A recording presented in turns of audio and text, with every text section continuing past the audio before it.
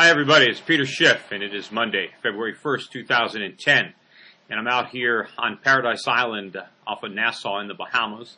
A friend of mine, Mark Skousen, is having an economic conference, and I am one of the speakers. I will be returning to my office in Connecticut tomorrow. But I wanted to take some time out to comment on this video blog.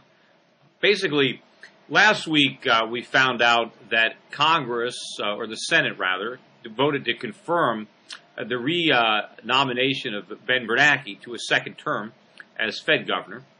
On the same day that they did that, they also voted to increase the national debt ceiling by $1.9 trillion. Now, first of all, they could have just done it by $2 trillion, but they didn't want the public to realize how much they were increasing the debt. So I think they borrowed a page from marketing, and instead of having a product at $20, they'll sell it for $19.99.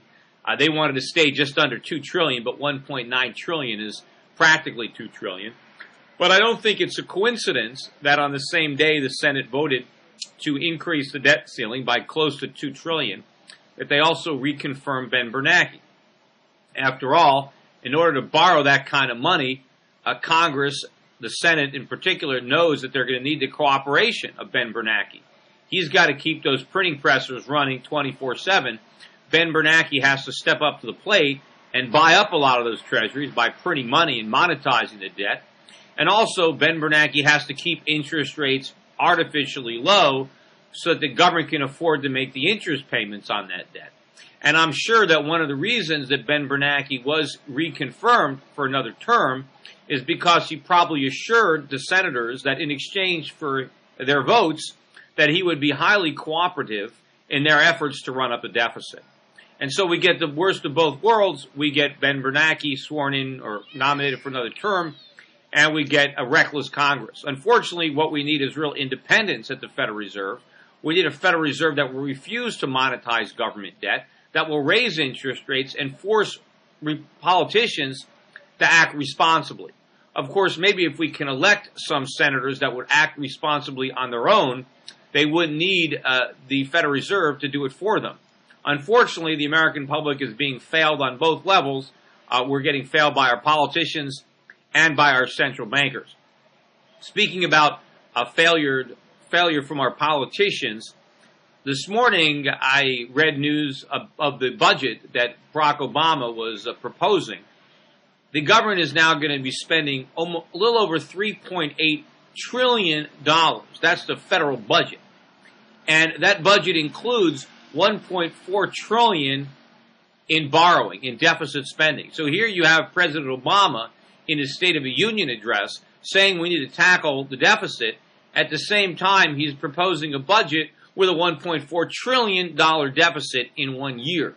Now, also, to put the size of this deficit spending in perspective, it amounts to better than a third of the government's entire budget, meaning 1/3 of what they're paying for is being paid for with borrowed money.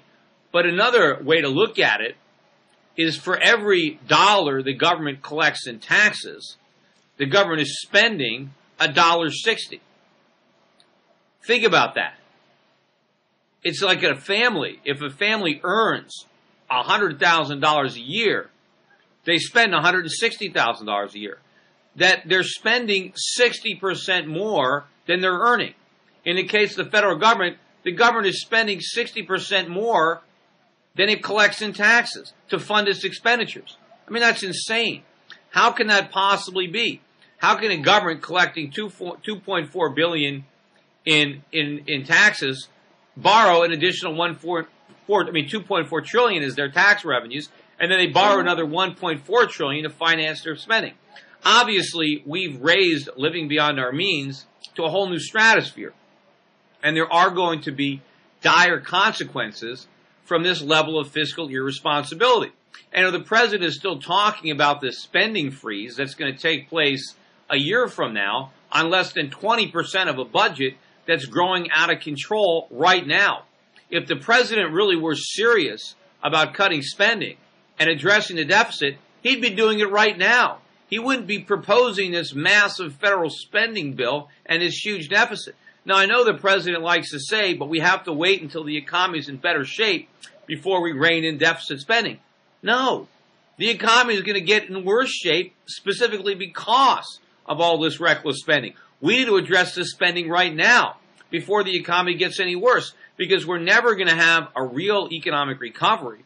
We're never going to have prosperity. We're never going to have real job creation unless we bring government spending under control right now, unless we tackle these deficits right now. Because as long as governments are borrowing and spending, the private sector can't grow because it has to finance a gargantuan government. Anything that we need to do to really grow the economy, to produce wealth and provide employment opportunities, is being suffocated by the need to finance this massive increase in the size and the burden of our federal government. And right now, the one thing that we've got that's keeping this thing together is foreign buying. And I know that the U.S. dollar has been rallying of late. The rally is not that significant in my opinion. I mean, the dollar index is still trading below the 80 level. I think right now it's around 79 in change, 79.30, 79.50 tops. But I think the reason that the dollar has strengthened, and that has, of course, made it possible for the government to sell bonds, is that I think right now attention is being sidetracked. I think it's being diverted to the sideshow over in Europe. I think people are worried about a potential default in Greece and other problems in Europe, and I think that's diverting their attention from the real problems here in the United States, because this is the center ring. Europe is a sideshow. And the fact that people are now worrying about problems in the euro, maybe that's taking the pressure off of the dollar, but soon attention will be diverted back where it belongs to what's happened in the United States. Maybe the announcement of this gigantic federal deficit and enormous amount of spending, maybe that will shock some people back to reality. I don't think that what we're seeing in the dollar is going to be a meaningful long-term rally. I do expect this bear market rally to fizzle relatively soon.